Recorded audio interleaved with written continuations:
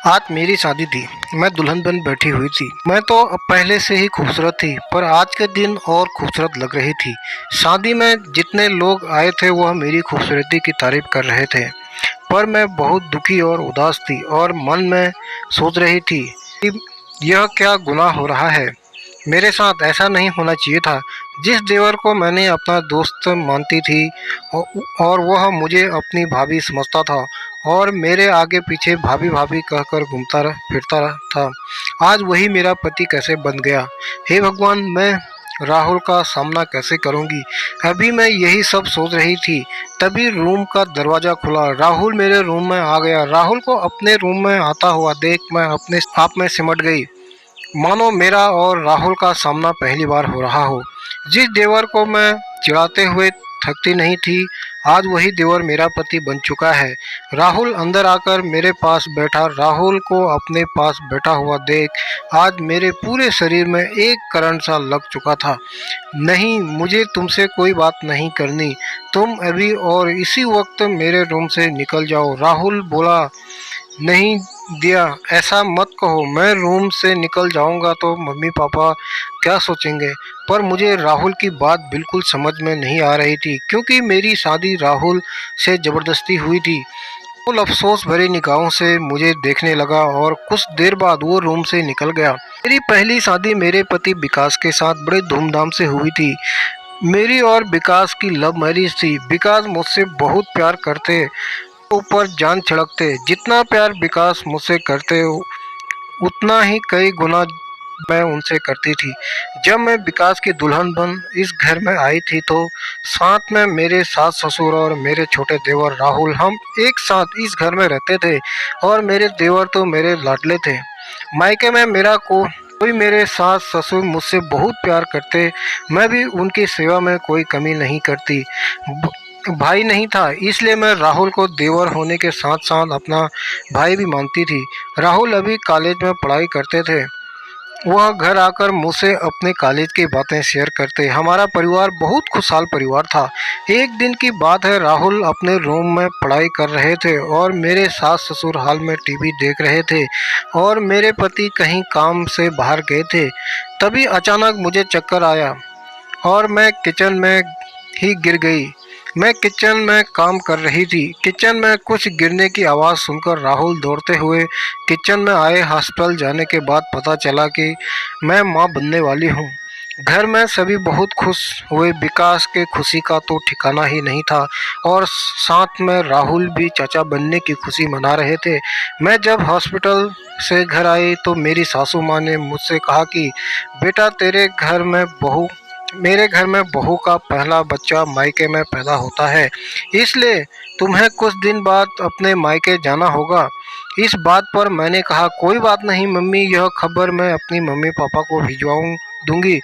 वो ये सब बातें सुनते ही मुझे लेने आ जाएंगे। कुछ दिन बाद जब मेरा 9वां महीना पूरा होने वाला था तो मैं अपने मायके चली गई। मैं अपने मायके में इकलौती होने की वजह से अपने मम्मी पापा की बहुत लाडली थी। इस स्थिति में मेरी मम्मी मेरा बहुत ख्याल करती। कभी कभी मेरे पति और राहुल मुझसे मिलने आ जाया करते। एक दिन की बात है, मेरे देवर मुझसे मिलने आए थे। उसी वक्त मेरे पड़ोस की एक मेरी सहेली मुझसे मिलने आई हुई थी, जिसका नाम सीता था। वह बहुत अच्छी थी। मैंने सीता के बारे में पहले ही राहुल से मजाक मजाक में बताया था और मेरे पास सीता की कुछ फोटो थी जो मैंने राहुल को पहले दिखाई भी थी। राहुल सीता को देखते ही पहचान गया और मन मन मुस्कुराने लगा और मेरी तरफ इशारा करके पूछा कि भाभी, यही वह लड़की सीता है ना जिसका फोटो आप मुझे दिखाती थी। मैंने भी धीरे से इशारे में उसे हाँ में समझा दिया कि हाँ वही है। सीता दिखने में सुंदर थी। राहुल धीरे धीरे सीता से बात करने लगा। मैं भी राहुल का साथ देते हुए दोनों का परिचय आपस में करवा दी। कुछ देर बाद राहुल घर चला गया और सीता भी अपने घर चली गई। पर शायद उस दिन से दोनों को एक दूसरे से प्यार हो गया था। जब भी सीता मेरे घर आती वह राहुल के बारे में पूछती। उस दिन से राहुल का भी मेरे मायके में आना कुछ ज़्यादा ही हो गया था। एक दिन राहुल ने मुझसे बातों ही बातों में वो कह दिया कि भाभी, आप कहती थी ना कि मैं तुम्हारी शादी अपने मायके से करवाऊंगी तो मुझे आपकी सहेली सीता पसंद है। मैंने राहुल से मजाक में कहा, ठीक है, पहले मेरा बच्चा तो हो जाने दो, तब मैं तुम दोनों की शादी की बात घर में चलाऊंगी।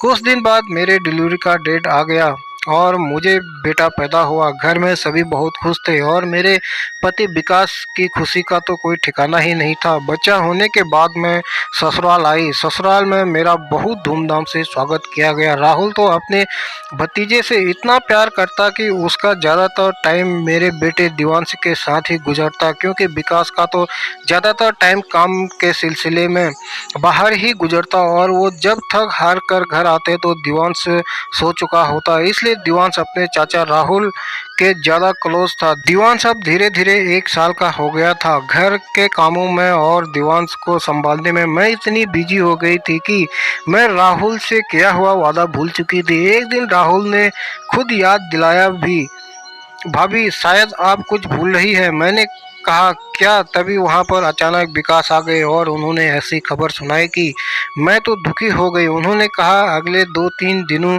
में मुझे किसी काम से इराक जाना होगा। मुझे अपने पति विकास का इराक जाने वाली बात सुनकर अच्छा नहीं लगा, पर काम था तो जाना जरूरी भी था। अगले हफ्ते विकास इराक चले गए। मैं बहुत दुखी थी, शायद इसलिए राहुल अपनी बात मुझसे बता नहीं पाया कि वह मुझे क्या याद दिलाना वाला है। और मैं भी भूल गई थी कि विकास इराक पहुंचते ही मुझे फ़ोन किए और बोले, मैं बहुत अच्छे से पहुंच गया हूं, तुम लोग अपना ख्याल करना। 2-3 दिन के अंतराल में विकास और मेरी फ़ोन पर बातें हो जाती, पर अचानक न्यूज़ में खबर आई। खबर ने सबको हिलाकर रख दिया। न्यूज़ यही थी कि विकास जिस कंपनी में काम करते थे, उस कंपनी ने विकास के साथ कई लोगों को काम के सिलसिले में इराक भेजा था। पर इराक जाने के कुछ दिन बाद वहां की कंपनी में अचानक किसी गैस के रिसाव से आग लग गई। घर में चीख चिल्लाने की आवाज़ सुनकर आस पड़ोस के लोग भी इकट्ठा हो चुके थे। मुझे यूं कठोर होता हुआ देख लोगों को चिंता होने लगी कि कहीं यह पागल न हो जाए। कुछ औरतें मिलकर मुझे यह एहसास दिलाने की कोशिश कर रही थी कि तुम्हारे पति विकास अब इस दुनिया में नहीं रहे, तुम्हें इस बात को मानना पड़ेगा। और वह लोग मुझे रुलाने की भी कोशिश कर रही थी। आस पड़ोस के सभी औरतों की कोशिशें नाकाम रह गई। मैं पत्थर की पत्थर बनी रह गई, क्योंकि मुझे यकीन ही नहीं हो रहा था कि विकास अब इस दुनिया में नहीं रहे। पर यह सच था, विकास अब इस दुनिया में नहीं थे। मुझे इस हालत में देख राहुल मेरे पास आया और रोते हुए मुझे झकझोरने लगा और बोला, भाभी आपको यकीन करना पड़ेगा कि भैया हम लोगों के बीच अब नहीं रहे। राहुल ने जब मुझे यकीन दिलाया, उसके बाद मैं इतना तेज चीखी और चिल्लाई और खूब रोई। मेरे आंसू रुकने के नाम नहीं ले रहे थे। मेरा सब कुछ लूट चुका था, अब सब खत्म हो चुका था। मेरी जीने की इच्छा भी खत्म हो चुकी थी। मैंने रोते रोते कहा भी था कि अब मुझे नहीं जीनी। जिन लोगों ने मुझे समझाते हुए कहा, बेटा ऐसा नहीं बोलो, तुम्हारे सामने तुम्हारा बेटा है, उसका मुंह देखकर तुम्हें जीना होगा। उन्होंने मेरे सास ससुर से कहा कि यहाँ पर रहकर करेगी क्या, अब इसे हमारे साथ भेज दीजिए। इस बात पर मेरे सास ससुर ने कहा, नहीं, हम दिया को आपके घर नहीं जाने देंगे। दिया हमारे बेटी समान है, हमारे घर ही में ही रहेगी। मेरी मम्मी पापा ने कहा, नहीं, दिया यहाँ पर रहकर करेगी क्या, अभी इसकी उम्र ही क्या है, हम अपने घर ले जाएंगे तो इसकी दूसरी शादी करवा देंगे। दूसरी शादी का नाम सुनते ही मेरे सास ससुर ने गुस्से में कहा कि आप तो अपनी बेटी की दूसरी शादी करवा देंगे, पर मेरे पोते का क्या होगा, क्या वह दूसरों के घर जाएगा। इन लोगों की यह सारी बातें मैं एक कोने में खड़ी होकर सुन रही थी और मन ही मन सोच रही थी कि किसी ने मुझसे एक बार भी जानने की कोशिश नहीं की कि मैं क्या चाहती हूँ, मैं दूसरी शादी करना भी चाहती हूँ कि नहीं। मैं तो दूसरी शादी के सख्त खिलाफ थी, क्योंकि विकास के सिवा किसी और को मैं अपने पति के रूप में स्वीकार ही नहीं सकती। अभी मैं यही सब सोच रही थी कि तभी मेरे सास ससुर मेरे माँ बाप से कहा, आप लोगों से ज़्यादा फिक्र हमें दिया की है, हमने पहले ही दिया के बारे में सोच लिया है। इस बात पर मेरे मम्मी पापा ने पूछा, क्या? मेरे सास ससुर ने कहा कि हम दिया की शादी अपने छोटे बेटे राहुल से करवाना चाहते हैं। सभी मेरी ज़िंदगी का फैसला खुद ही कर रहे थे। किसी ने मुझसे एक बार भी पूछने की कोशिश नहीं की कि मेरी राहुल से दूसरी शादी के बारे में सुनकर मेरे मम्मी पापा को इस बात से कोई एतराज नहीं था। उन लोगों ने कहा ठीक है, हमें तो अपनी बेटी के लिए एक सहारा ढूंढना था, आप लोग जैसा सोचें। हमें तो यह बात सुनकर बड़ी खुशी हुई कि आप लोगों ने हमसे पहले दिया के बारे में सोच लिया है। मैं इन लोगों की बात सुनकर एकदम चिड़चिड़ी हो चुकी थी और मैं सामने आई और बोली नहीं, मुझे दूसरी शादी नहीं करनी। तभी मेरे ससुर जी मेरे सामने हाथ जोड़कर बोलने लगे कि बेटा, हम दिवांश के बिना नहीं रह पाएंगे। यह मेरे बेटे विकास की आखिरी निशानी है। आज नहीं तो कल अगर तो किसी कारणवश से दूसरी शादी कर लेगी तो मेरा दिवांश मेरे से दूर हो जाएगा। इसलिए बेटा, मैं तेरे सामने हाथ जोड़ रहा हूँ, तू राहुल से शादी करने को तैयार हो जा। मेरी दूसरी शादी करने की बिल्कुल इच्छा नहीं थी, हाँ, पर घर वालों के दबाव की वजह से मैं मजबूरन शादी करने को तैयार हो गई। मेरे सास ससुर ने पहले ही राहुल से इस बारे में बात की थी। शायद राहुल मेरे से शादी करने को तैयार था, पर उसे बस मेरी राय जाननी थी। कुछ दिन बाद मेरी और राहुल की शादी हो गई। राहुल हर वक्त मुझसे बात करने की कोशिश करता, पर मैं उससे बात करना नहीं चाहती। एक दिन मैं अपने बेटे दिवांश को लेकर अपने रूम में सोने गई, तभी पीछे से राहुल भी मेरे रूम में आ गया और उसने मुझसे माफ़ी मांगते हुए बोला, दिया, मेरी और तुम्हारी शादी बस एक मजबूरी है। मुझे तुमसे कोई उम्मीद नहीं, बस मुझे तुमसे यह कहना था कि तुम मेरे बारे में अपनी राय गलत मत बनाओ। जैसे तुम्हें यह शादी करने को मजबूर किया गया था, वैसे मुझे भी मेरे मम्मी पापा ने मजबूर किया, और वैसे भी तुम मेरे घर की इज्जत हो। मैं तुमसे किसी और के हाथों में नहीं सौंप सकता, और तुम्हारे मम्मी पापा तुम्हारी दूसरी शादी करने की जिद पकड़े हुए थे। अचानक राहुल के मुंह से निकल गया, ठीक है भाभी, मुझे आपसे कोई शिकायत नहीं है। मैंने हंस कर कहा, भाभी नहीं, दिया। मुझसे बात करने के बाद राहुल ने शायद उस दिन एक गहरी सांस ली और वह मेरे रूम से चला गया। वक्त गुजर रहा था। ऐसे ही करते करते हमारी और राहुल की शादी को 8 से 10 महीना बीत गया, पर राहुल ने मुझसे किसी भी बात की शिकायत नहीं की। मैं इसी आनंद फानन में थी कि आखिर कैसे मैं राहुल को अपने पति के रूप में एक्सेप्ट करूं। पर एक दिन की बात है, दोपहर का वक्त था, सभी डाइनिंग टेबल पर लंच कर रहे थे, मैं सबको खाना परोस रही थी। तभी दरवाजे पर एक दस्तक हुई। मैं दरवाज़ा खोलने गई, जो ही मैंने दरवाज़ा खोला, मेरे सामने विकास खड़े थे। मैं तो हक्का बक्का सी रह गई। मैं विकास को देखकर रोते हुए उसके गले लग गई। विकास ने बताया कि हम लोगों को वहां अगवा किया गया और बंदी बनाकर हम लोगों को अपने अपने किसी अड्डे पर हमें ले गए, और वहां पर हमसे वह लोग ढेर सारा काम करवाते, पर उन्हीं में से एक आदमी था, शायद उसको हम लोगों पर दया आ गई और उसने हमें वहां से भगा दिया। हम वहां से भाग तो आए थे, पर हमारे पास पैसे नहीं थे, इसलिए हम इधर उधर करके किसी तरह अपना दिन काट रहे थे। तभी हमें वहां पर एक इंडिया का आदमी मिला। हमने उससे मदद मांगी। वह आदमी हमारी मदद करना तो नहीं चाहता था, पर हमने उसके सामने बहुत गिड़गिड़ाया। फिर उसने कहा, हम फ्री में तुम लोगों की मदद नहीं कर सकते, तुम दोनों को हमारे लिए कुछ करना पड़ेगा। हमने उनके बताए मुताबिक उनका बहुत सारा काम किया और वह कुछ दिन बाद हमारा टिकट करवा हमें इंडिया भेज दिया। मैं अपने पति विकास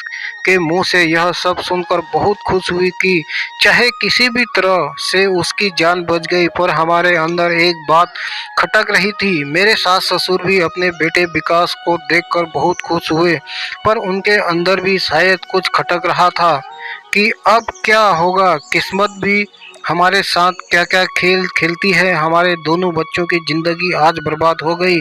घर में सभी इसी सोच में थे कि आखिर विकास को सच्चाई कैसे बताई जाए।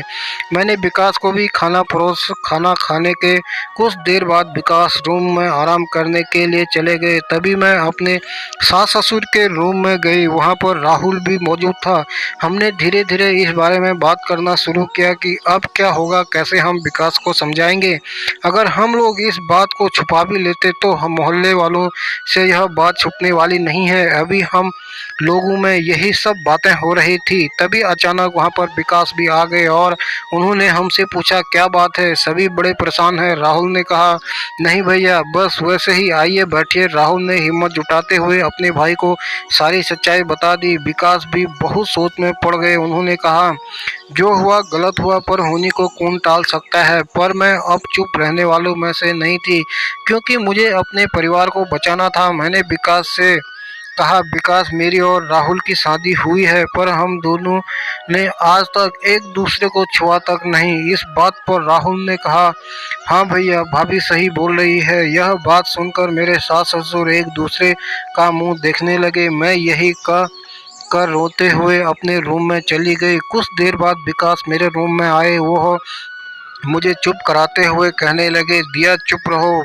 मुझे पता है कि तुम सच बोल रहे हो। इसमें तुम लोगों का कोई कसूर नहीं है, कसूर बस हमारी किस्मत का है। पर अब रोने धोने से अच्छा है ना कि इस रिश्ते को एक सही नाम दिया जाए, राहुल की दूसरी शादी करवा दी जाए, और तुम तो पहले से मेरी पत्नी हो ही। विकास की यह बातें सुनकर मैं विकास के गले लग गई और बोली विकास, मुझे पता है कि आप मुझसे सच्चा प्यार करते हैं और मैं भी आपसे उतना ही प्यार करती हूँ, इसलिए मैं राहुल से शादी नहीं करना चाहती थी। पर हमारी और राहुल की शादी जब हो गई तो मैंने राहुल से कुछ वक्त मांगा था, क्योंकि मैं राहुल को अपने पति के रूप में एक्सेप्ट नहीं कर पा रही थी।